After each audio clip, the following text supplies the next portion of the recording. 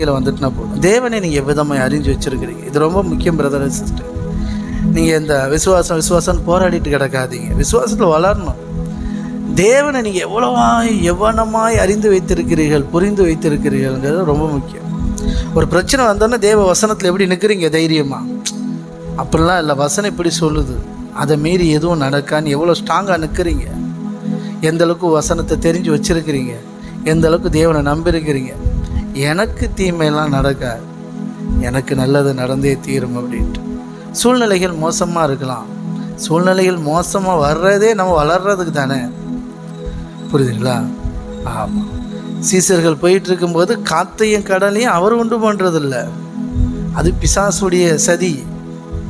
ஆனால் காற்றும் கடலும் வந்தப்போ கூட அதையும் தனக்கு சாதகமாக மாற்றிக்கிட்டார். ஆமாம். ஓகே.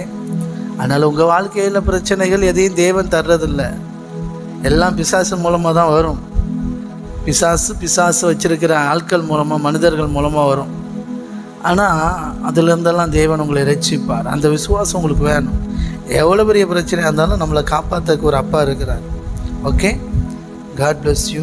கர்த்தர் தாமே நம்மை ஆசீர்வதிப்பாராக.